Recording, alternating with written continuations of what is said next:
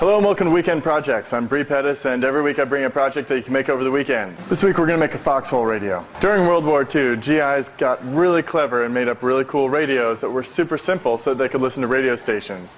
There were German stations you could listen to, and sometimes you even got lucky and heard an English station. To make this project, you're going to need a toilet paper tube, you're going to need a safety pin, a bunch of thumbtacks, and a razor blade. Oh, and you're going to need some magnet wire and a board to put it all on, plus an antenna, which is just a long wire. I'm just going to use some wire I scrounged out of a Cat 6 cable, and you need, for the ground, I'm just going to use some of that same wire as well. All right, let's make it. For the coil, I'm using magnet wire. That's because it's got a non-conductive coating. GIs in the field would have found stuff like this in motors, or they could have just used regular wire and coated it with varnish. You can attach it with tape before you wind it up, or put a hole in it and tie it on. That'll keep it from slipping as you wind it up.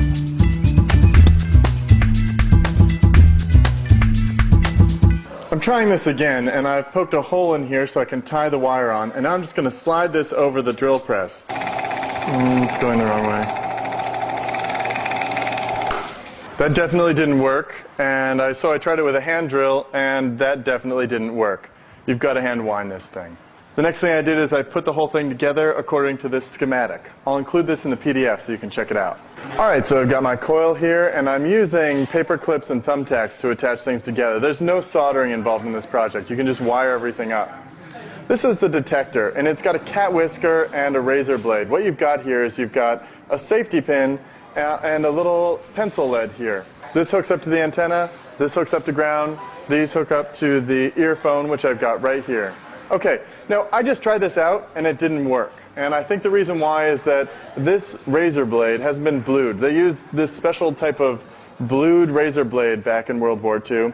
And blued razor blades, basically what that means, it's been heated up really hot so that it turns blue, and I think that makes it stay sharper longer. So I'm going to have to actually make this blue myself. I've got this all set up on metal so it won't burn, and I've got it in vice grips attached to little clamps that are attached to the razor blade so that this can get as hot as possible and not get a lot of heat going this way. Let's try this out.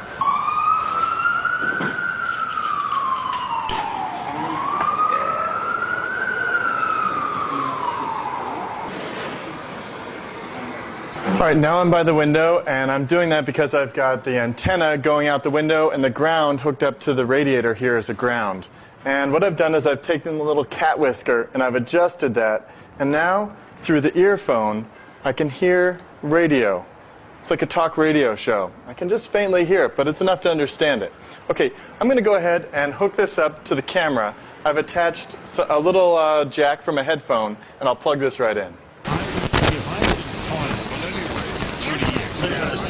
Because I didn't catch it. But the point of the matter is, I would have said to Belichick, knock it off. Okay. Don't try it on me.